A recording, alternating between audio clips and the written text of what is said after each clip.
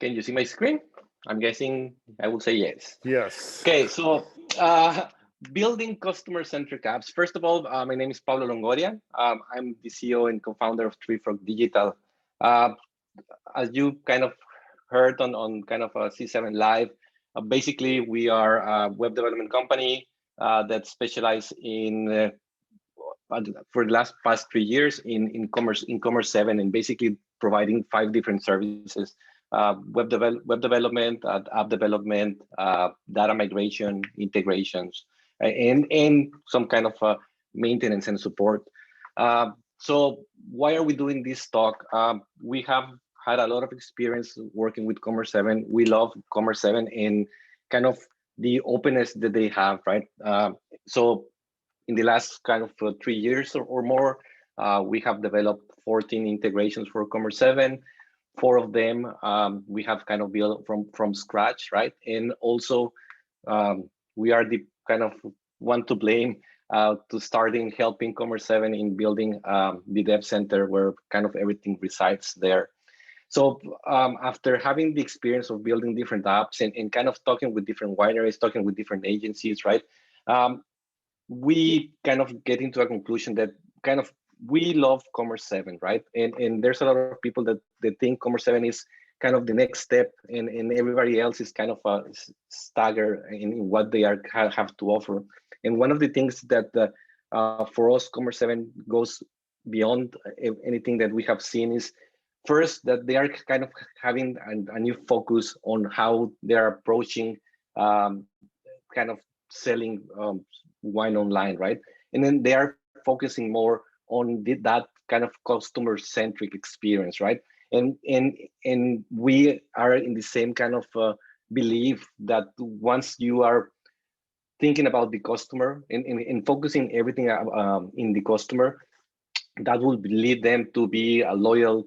If customers are happy, they are going to be returning, and kind of that's how drives kind of sales and profit, right? So after building a lot of apps, we started thinking, well, yeah, Commerce7 is doing that part, but what are we as developers doing in the apps kind of space, right? Are we just building an app and kind of with that philosophy that if we build it, people will come and people will use our app? Or are we actually going the extra mile and trying to perform something that is kind of more custom-centric kind of apps, right? So here I kind of I'm going to talk a little bit of different points that I believe will make a better customer-centric app, right? So first, smooth onboarding, providing a familiar UI, helping users reach your goals, showing the value of your app, right? Incremental improvement and push the bar. Those are two key things that Commerce7 even highlights on the website, that we are very kind of connected to those 2 principles, right? I don't know if having my Bean 65 kind of on the back burner, it's why I like those kind of 2 items there. So let's start with smooth onboarding. So if you're building an app, right, the first thing that you are thinking about is, oh, well, how can we create a better customer experience for whoever is using our app, right? So, well, the first interaction that people have on your app, it's how you install that app, okay? I have seen a lot of kind of, I think Zach mentioned there's like 43 different apps in the kind of Commerce7 ecosystem, but from those apps, not all of them are in the dev center. So, right, people are kind of sending people away from Commerce7 and actually trying to set up your login or payments or whatnot, right? So why don't everybody brings those apps into the dev center? Dev center has been there, I think, for a year or so. We have seen a lot of apps kind of going there, and it's a very good tool for allowing people to install the app, right? So I would kind of encourage you to kind of, if you have an app and it's not on the dev center, kind of go to put it in the app center. It takes a lot of kind of the heavy lifting of you don't need to take care of payments. It's easy to deploy, and kind of it already has kind of the permissions that you need and things of that nature. So going into that direction, okay, so I'm now in the dev center. How can I make my first interaction with whoever is using my app kind of seamlessly, right? Or easy? So first, try to reduce the amount of steps that you're going through, right? I know that some apps need and require kind of a lot of information, but if we can, why couldn't we do just a simple installation where maybe we can go kind of over any limitations and start kind of maybe default to some values in our behalf or on the customer behalf, right? Or why don't we perform the heavy lifting in the background? So the installation is very fast. And then if you need to do, let's say, add metadata fields or tags or even hooks, let's send that to a background process. So the app, it's installed kind of very quick, right?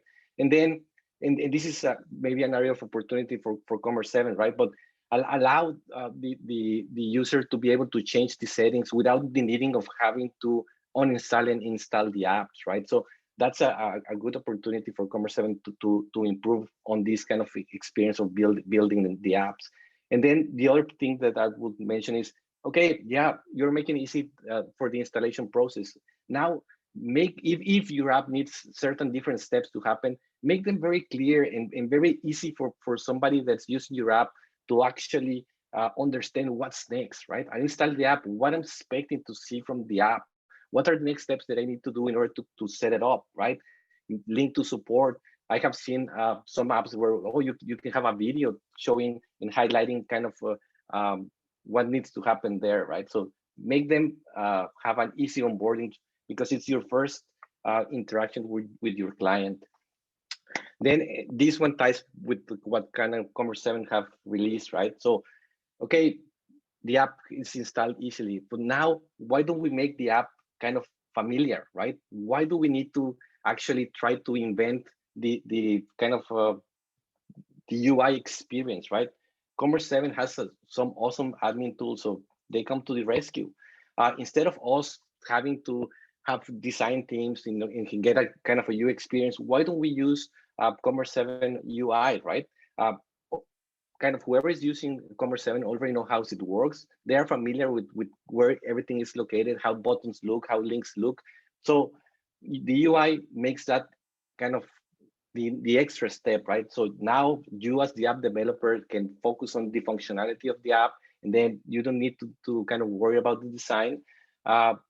You're using the same components that Commerce7 is using, so they are going to be wanting to keep it update. I have kind of already installed this into 8 of my apps. It's very fast and easy to implement. It's just basically do an npm install and the documentation. It's kind of very clear and great. And when that time comes, kind of you can bring everybody to the dark side, right? So Commerce7 UI will be working with dark mode, so you don't have to do anything there. Next thing is helping users reach the goals. And this also ties back to what Commerce7 announced today, right? So the app installs very fast. You have a nice design and it kind of combines with Commerce7. So now whoever is using your app wants the app to be kind of fast and responsive, right? So how can we make the apps even faster? Commerce7 has a very fast REST API, but what about now that we can use GraphQL? What are the benefits of using GraphQL? Well, first of all, the number of calls that you're going to make to extract your data can be simplified into kind of one call, right? And get everything you want. And now you can get exactly the data that you want. Right now, if you can see kind of a customer payload or an order payload coming back from Commerce7, you will realize that there's a lot of information that maybe your app doesn't need, right? You're just looking for their first name and last name and email. Why do you care about their last products they purchased, right? Or their club membership? You only want those kind of fields. So making those calls and extracting the information you want will speed how the app kind of works in Sims, right? And Kelton mentioned there that they have seen a lot of improvement on speed. And also a good kind of cool thing about GraphQL is that you have that playground, right? So you're able to see the entirety of the data set of Commerce7, right? So you know what kind of tables they're using, you know what kind of fields you are using. So it's easier for you as a front-end developer or as a back-end developer to build apps and know what kind of queries you need to build, and then you can test it even before you actually working on your app. And then another one that you kind of need to think, and I think this kind of goes back to the point that Justin was mentioned, right? If we just plan our apps and kind of, okay, first I'm just building for one app, right? If you're building for Commerce7, you need to be aware that you need to be building your apps for multi-tenants, right? Maybe it's a small winery using your app, or maybe it's a huge brand using your app, right? So multi-tenant is important, but also thinking about where are you going to host your website, right? There's a lot of good kind of cloud hosting providers, Google, Amazon, Microsoft Azure, right? But what you're actually looking at, something that's reliable, flexible, scalable, high performance, and secure, right? You don't want to be that app that's going to hold it's going to break because you are getting a lot of webhooks, or getting a lot of data coming your way, right? Your app needs to be able to scale depending on the usage that your app it's taking. So then that comes and leads us to kind of showing the value of your app, right?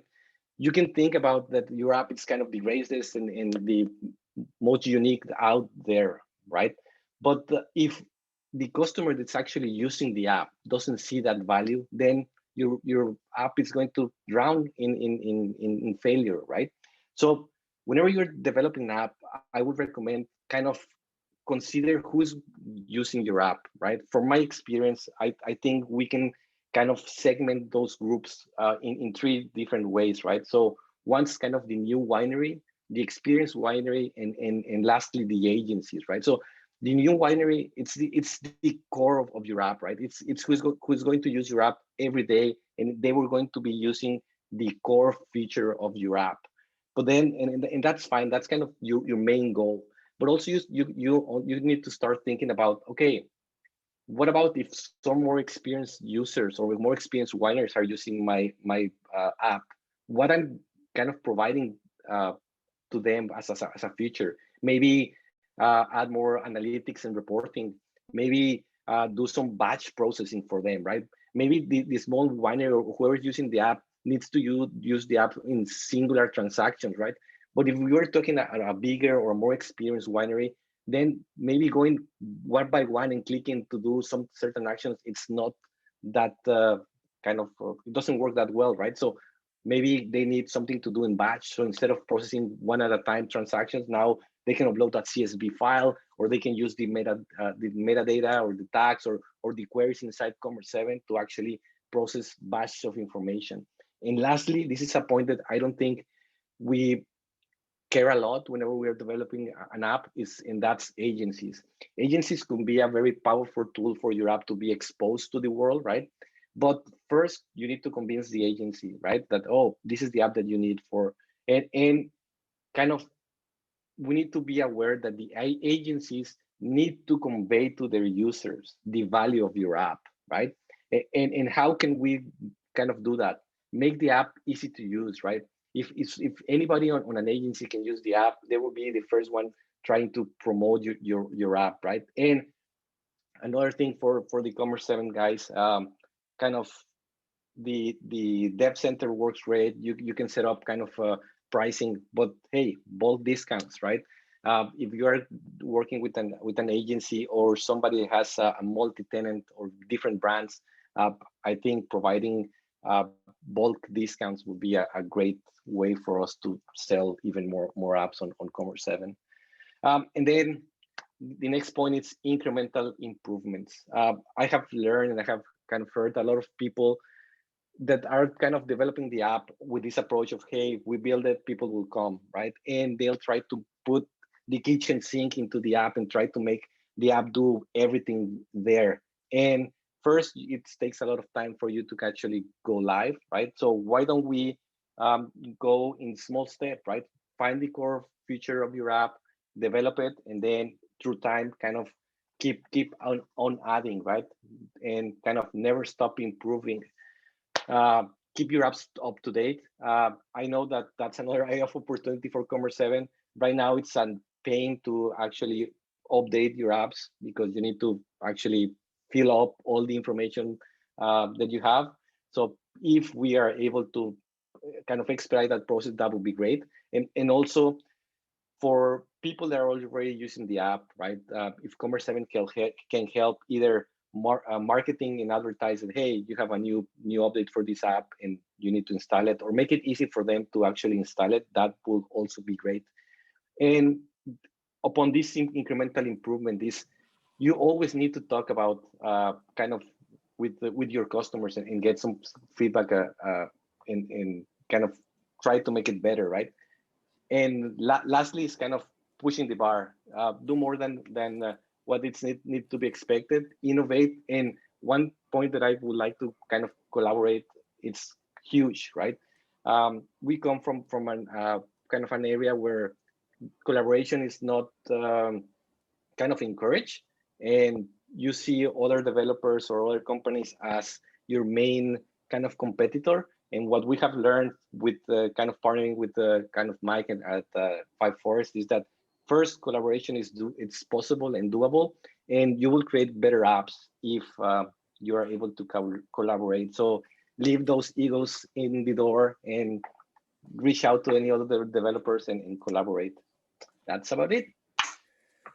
Thank you very much, Pablo. That was great. I could tell you that improvements are going to come to the Dev Center consistently. You've seen that over the last year, and we do need to do more around installing apps and updating apps and stuff there. So thank you for that presentation. Pablo's been great. He has so many apps with us, and I know he's a great resource on Slack if anyone needs to talk to somebody.